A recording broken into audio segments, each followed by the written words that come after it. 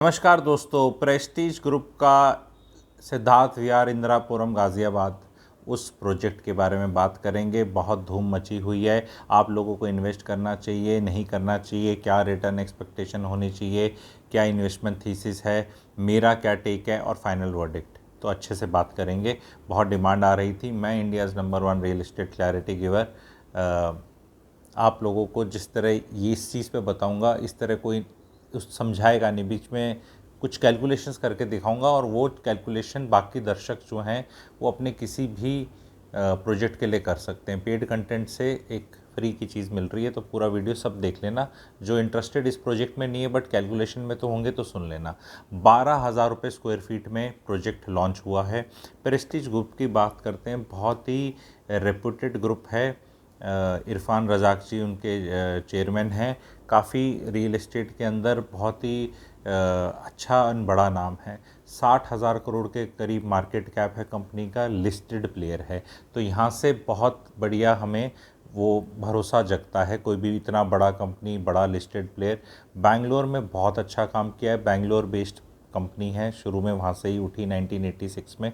And Mumbai में भी इनके प्रोजेक्ट्स आ रहे हैं और ये गाज़ियाबाद और इंदिरापुरम में ये वाला तो आया हुआ है। तो कंपनी एंड प्रमोटर टिक, ठीक है। दूसरी चीज़ जो इसकी लोकेशन है वो टिक, बहुत बेहतरीन लोकेशन है, बिल्कुल रोड के ऊपर है, क्लीन लैंड पार्सल है, तो बहुत बढ़िया तरह से वो भी चीज़ एकदम क्लियर।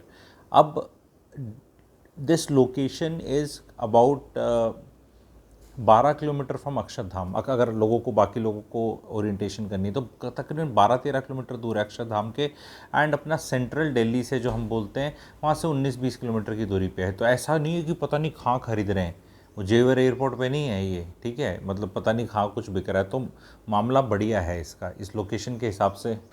तो फिर अब बात आती है किस चीज़ पे, बात आती है प्राइसिंग पे।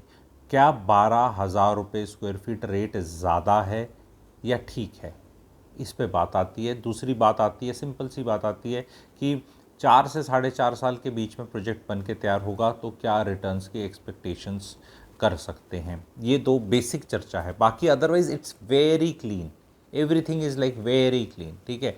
तो इसमें आप लोग कौन हैं उस हिसाब से मैं आपको एडवाइस दूंगा कि हर आदमी को क्या करना है। एंड बढ़िया तरह से क्लियर कट होगी, अगर मगर वाला काम नहीं होगा, क्लियर होगा कि ऐसे है तो ऐसे, ऐसे तो ऐसे। 12,000 रुपये रेट भी मैं कहूँगा जस्टिफाइड है, बिकॉज जब ये प्लेयर इस तरह का आता है, इस तरह का माइवन कंस्ट्रक्शन से बनाएंगे, एमिनिटीज़ बहुत अच्छी हैं, लेआउट्स बहुत अच्छे हैं, एंड मार्की प्रोजेक्ट बनेगा। और जो लैंड पार्सल से ही रेट निकलता है लैंड का और उसी से कॉस्टिंग आती है, तो मेरे हिसाब से जस्टिफाइड है। उस एरिया में अभी तक इस तरह का कोई प्रोजेक्ट नहीं आया। ये एक लर्निंग होती है कि एक रिलेटिवली टियर 2 सिटी के अंदर कोई बड़ा प्लेयर आता है तो वो एक अच्छा रेट कमांड कर सकता है। एंड वो प्रोजेक्ट में लेना चाहिए किनको, वो मैं अभी बताऊंगा, ठीक है। यहाँ पर बहुत लोगों को जब माल बेचा जा रहा है तो ये बताया जा रहा है कि 4-4.5 साल में रेट 21,000-22,000 हो जाएगा, ऐसा करके बहुत मैसेजेस आए। कितना होगा मेरे हिसाब से मैं वो बताऊंगा एंड उसकी कुछ कैलकुलेशन सब करके बताऊंगा। सबसे पहले तो ये प्रोजेक्ट तो सुपर हिट है, मेरे हिसाब से 3 से 4 गुना ओवर सब्सक्राइब्ड होना चाहिए। धूम है, मार्केट में बज़ है, 3 से 4 गुना ओवर सब्सक्राइब होना चाहिए। जहाँ तक रिटर्न्स की बात है, मैं एक कैलकुलेशन करके बताता हूँ। हम मान लेते हैं 10% रिटर्न, जो 12,000 का प्राइस है उस पर 10% रिटर्न मानते हैं, तो तकरीबन 4-4.5 साल में ये बनता तो 55% रिटर्न है 10% के हिसाब से, लेकिन हम इसको 50% ले लेते हैं ईज़ ऑफ कैलकुलेशन के लिए और रेट पकड़ लेते हैं पोजीशन का 18,000 रुपये स्क्वायर फीट। अब लोग तो कोई 21,000 बोल देगा, कोई 25 बोल देगा, कोई कुछ भी बोल सकता है। तो इसको एक रिवर्स फार्मूले से हम चेक करेंगे कि इसमें एक 1300 फुट का 2 BHK है। 1300 फुट का 2 BHK रजिस्ट्रेशन कॉस्ट मिलाकर और उसमें थोड़ा बहुत वुडवर्क वगैरह भी हो जाता है, तो वो अगर 18,000 रुपये का भाव लगाएंगे आज से 4-4.5 साल बाद, तो तकरीबन 2.5 करोड़ की यूनिट बनेगी उस टाइम पे। एंड कभी भी कोई प्रोडक्ट हो तो 3% रेंटल यील्ड तो मान के चलते हैं हम लोग कि 3% तो मिलना चाहिए, ठीक है, किसी भी टाइम में किसी भी प्रॉपर्टी से। तो वो मतलब आप ये नहीं कह सकते कि बहुत महंगी है, बहुत सस्ती भी नहीं बोल सकते, तो 3% उसके हिसाब से 7.5 लाख आता है साल का। तो 7.5 लाख को हम करेंगे तो तकरीबन 63,000 के करीब किराया आता है। तो क्या आपको लगता है कि यहाँ पे 2 BHK का 4 साढ़े 4 साल बाद गुड़गांव ये गाज़ियाबाद की जो जेंट्री है वो 63,000 दे देगी? तो थोड़ा सा फार फेस्ट लगता है। मतलब हाई नो 4 साल में महंगाई बहुत होगी, पे कमीशन भी आ जाएगा, पर अभी भी 63,000 रुपीज़ सुन के थोड़ा सा ज़्यादा लगता है। और ये तब है जब हमने केवल 10% रिटर्न लिया है, केवल 10%। इनफैक्ट मैंने 50% कराया और वो अगर बाल की खाल निकालोगे तो 9.4% रिटर्न ही वर्कआउट करेगा। जो मैंने 10 ले लिया था, क्योंकि 10 को अगर मैं CAGR करता हूँ 4.5 ईयर्स के लिए तो तकरीबन 55-56% जाता है। तो 12,000 की जगह वो 18 पे नहीं जाएगा और आगे जाएगा, पर मैंने उसको कम ले लिया। एंड यही रियलिस्टिक रिटर्न है। इतना हो सकता है, इतना हो सकता है, पर इससे 21,500 22,000 मेरे को लगता नहीं कि गाज़ियाबाद की जनता वहाँ तक ले जा सकती है, क्योंकि माल तो ये बेच देंगे। तो ये इसमें इमीडिएट प्रीमियम तो आता दिखेगा लोगों को 1-2-3 साल में, 12 का 13, 14, 15 होते जल्दी दिखेगा। और पर सेटल मेरे को लग रहा है 18,000 पे होगा, क्योंकि 2.5% भी रेंटल यील्ड मैंने मानी तो भी 50,000 रुपये रेंट आता है। और 2.5% से तो नीचे अब क्या मानेंगे किसी चीज़ को, नहीं तो फिर वो प्रॉपर्टी ओवर प्राइस्ड है। इसका मतलब 2.5% तक तो हद मारो है, हद मारो है, क्योंकि 2.5% तो 50,000 हो सकता है मर पड़ के किराया मिल जाए 2 BHK का यहाँ पे, हो सकता है। 62-63 मेरे हिसाब से नहीं है। 50 का मतलब ये है कि आज के तकरीबन 38,000 के बराबर इक्विवेलेंट होगा, महंगाई और इन्फ्लेशन को मैं लेके चलूँ तो। मतलब 7.5% भी अगर मैं इन्फ्लेशन लगाऊँ तो वो CAGR पे 32-33% पड़ती है, तो वो तकरीबन वो 38,000 आज के इक्विवेलेंट का है, उस टाइम का 50 होगा। अब वो अलग बात है कि मेंटेनेंस भी 5 होगी तो किराया तो 50 ही होगा। किराएदार चाहे 55-56 हज़ार रुपये दे रहा हो, ये बात को भी समझना है। हम लोग क्या बोलते हैं, किराया मान लेते हैं भी, जो आपकी मकान मालिक की जेब में जाएगा वही किराया माना जाएगा ना, क्योंकि वो तो मेंटेनेंस उसको दे देगा। तो 55, जब वो हम 63,000 बोलते हैं तो वो 70 है किराएदार के हिसाब से, तो 70 नहीं मिलेगा। तो ये हिसाब किताब आप समझ रहे हैं, कैलकुलेशन समझ रहे हैं, कितनी बेहतरीन बताई मैंने। ये हर जगह अप्लाई करी जा सकती है कि हाँ कितना होगा, एंड इस तरह ही चीज़ समझाई जा सकती है। बहुत डिटेल में मैं समझाता हूँ। मेरा रियल एस्टेट मेंटरिंग प्रोग्राम चलता रहता है कंटिन्यूस। उसकी 14 रिकॉर्डेड क्लासेस हैं, 2 लाइव क्लासेस होती हैं। अगर उसमें एनरोल करना चाहते हैं, जो मैं चाहता हूँ कि आप सब लोग एनरोल करें, क्योंकि मैं ही सिखाता हूँ, कोई सिखाता ही नहीं, इसीलिए अपने आप को नंबर 1 कहता हूँ, क्योंकि नंबर 2 कोई है नहीं। तो रैंप व्हाट्सएप कर दो आप दिए हुए नंबर पे, जो आपको कमेंट सेक्शन पे या हैशटैग पे दिखेगा नंबर, तो REMP ramp is short form for real estate mentoring program. हर महीने 2 लाइव क्लासेस होती हैं। नए प्रोजेक्ट के एनालिसिस करने के तरीके, इन्वेस्टमेंट थीसिस सब डिस्कस करी जाती है एंड समझाई जाती है। एंड 2 वे लर्निंग भी होती है। इट्स नॉट दैट कि मैं अकेला ही वो हूँ, आप लोगों के भी इनपुट आते हैं, क्योंकि सारे लोग क्या समझते हैं। तो प्रोजेक्ट का वर्डिक्ट ये है, मेरा वर्डिक्ट ये है, अगर आप यूपी के रहने वाले हैं, उत्तर प्रदेश के रहने वाले हैं, तो आपको ये प्रोजेक्ट ले सकते हैं। आप ग्रेटर नोएडा या कहीं और यमुना एक्सप्रेसवे पे कहीं भी और लेने से ये प्रोजेक्ट कहीं भी बेटर है।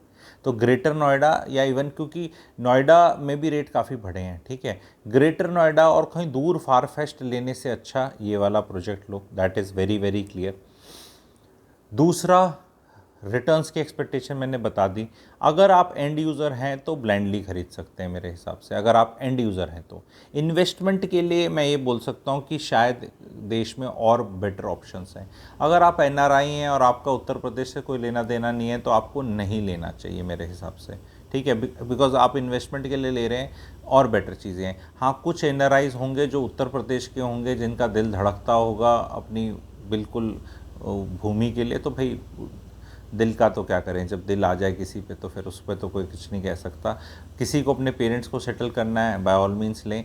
गाज़ियाबादी हाँ गाज़ियाबादी बोलेंगे, ठीक है। तो गाज़ियाबादी हैं आप, मतलब गाज़ियाबाद के रहने वाले हैं आप, तो ज़रूर ख़रीदें आप। मतलब आपके शहर में सबसे अच्छी चीज़ आ रही है, आपको वहाँ रह के इज़्ज़त मिलेगी, वो एक एड्रेस होगा अपने में, ज़रूर खरीदें। गाज़ियाबाद वाले लोग ज़रूर खरीदें, उत्तर प्रदेश वाले ज़रूर खरीदें, जो ग्रेटर नोएडा में ख़रीदने की सोच रहे थे वो ज़रूर खरीदें। एनआरआई जो ओरिजिनल उत्तर प्रदेश के हैं और दिल धड़कता ही है बहुत ज़्यादा और बहुत ही मूड हो रहा है तो भी आप लें। बाकी सब लोग अवॉइड कर सकते हैं इज़ द मैसेज, बिकॉज और बहुत स्टोरीज़ अच्छी अलग अलग जगह प्ले आउट कर रही हैं। मैं ये बोलूँगा बनस्पत के इसके अगर इन्वेस्टमेंट के लिए लिया जा रहा है, क्या मैं ले रहा हूँ, मैं ले लेता ये प्रोजेक्ट में, मैं सच बताऊँ, क्योंकि लोकेशन बहुत अच्छी है एंड बिल्डर बहुत अच्छा है। 12,000 का रेट कोई ज़्यादा नहीं है, लेकिन वो कहते हैं ना, शेक्सपियर ने कहावत थी, what is there in a name.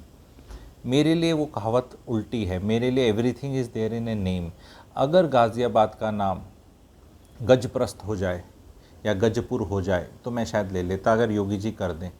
और मैं ये भी कह रहा हूँ कि अगर योगी जी ने कर दिया तो रेट गाज़ियाबाद की रियल एस्टेट के 10 से 15% भाग भी जाएंगे। ये अब कोई दाव लगाना चाहता है इस चीज़ पे तो आप लगा सकते हैं। गाज़ियाबाद, क्योंकि संधि विच्छेद करो ना तो मतलब मन सा नहीं करता। एंड आगे का वास्तु और उसका बात है, महाभारत काल में गजप्रस्थ नाम था यहाँ पे, महाभारत में मेंशन भी है, आप हिस्ट्री करो।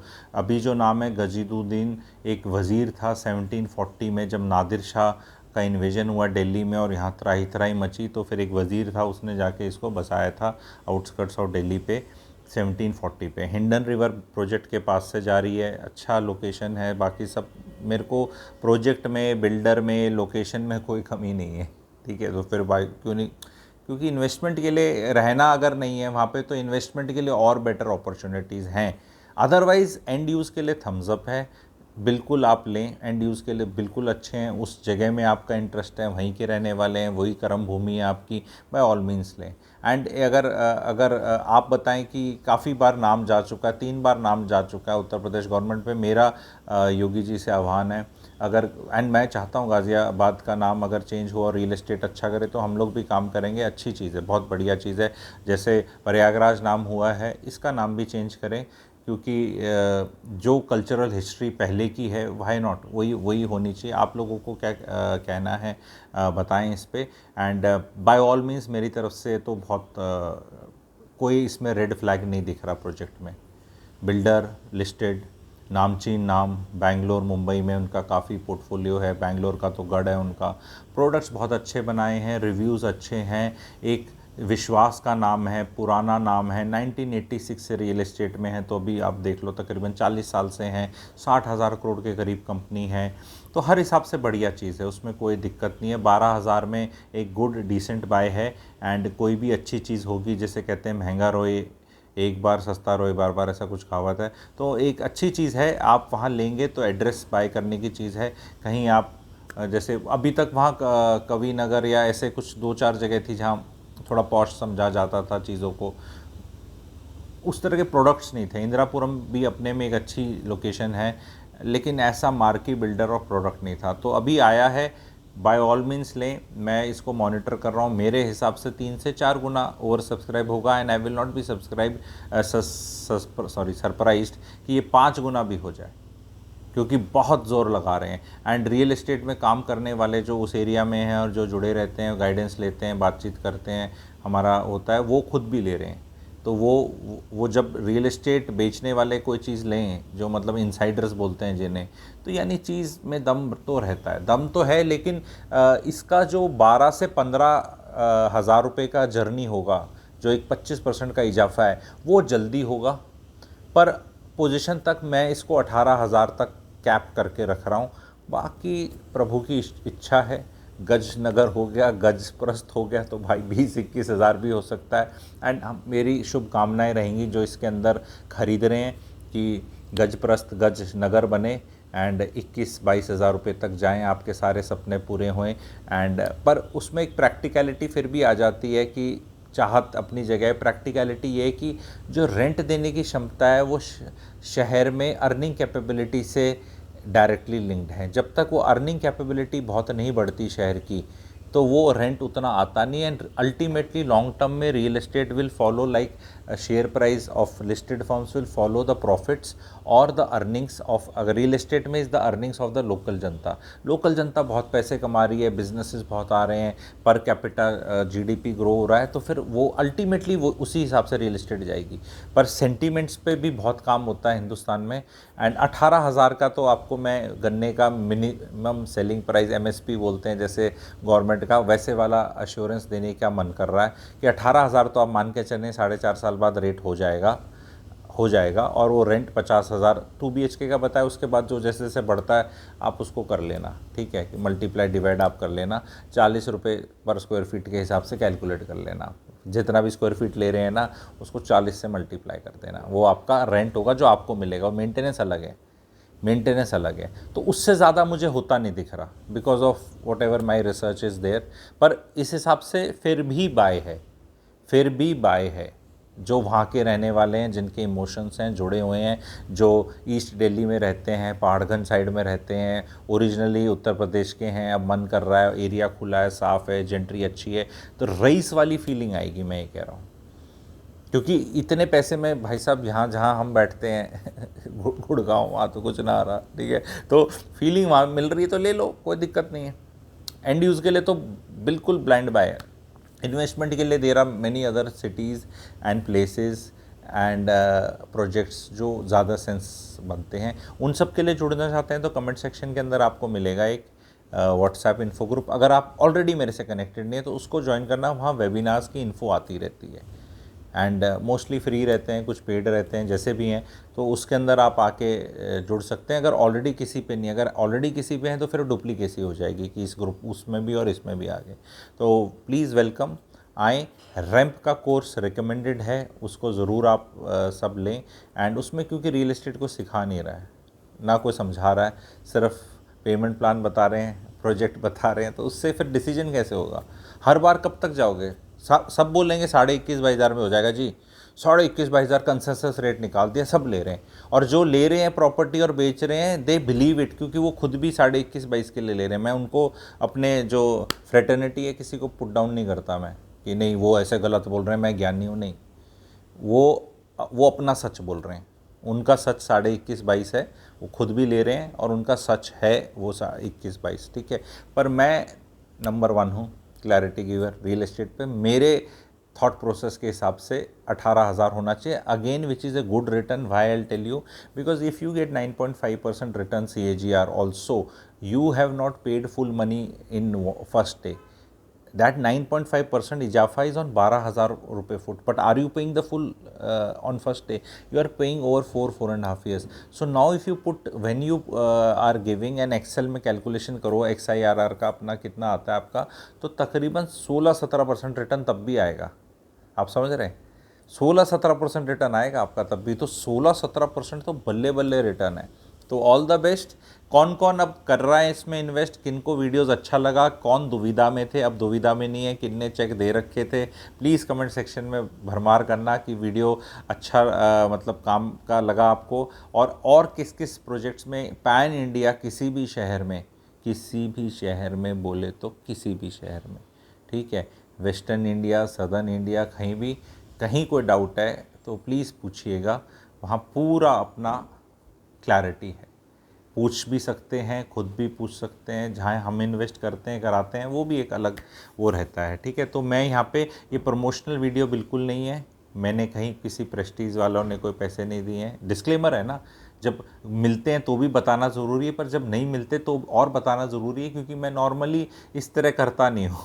फ्री में प्रमोशन मेरे को अच्छा नहीं लगता, ठीक है, एक बात है, और पैसे लेके मैं करता नहीं, ठीक है। तो मैंने फिर भी यहाँ इसलिए बताया क्योंकि मेरे दर्शकों के बहुत आ रहे थे, और तो number 1 clarity giver is quite on. अब क्यों क्वाइट है यार, अब ऐसे तुम ललकारोगे तो फिर वो हरियाणा के रहने वाले हैं हम भी, ठीक है। तो अच्छी चीज़ है आपकी, if you are taking, it's a thumbs up, कहीं भी कुछ भी बुराई नहीं है, it's a good thing. All the best, do well.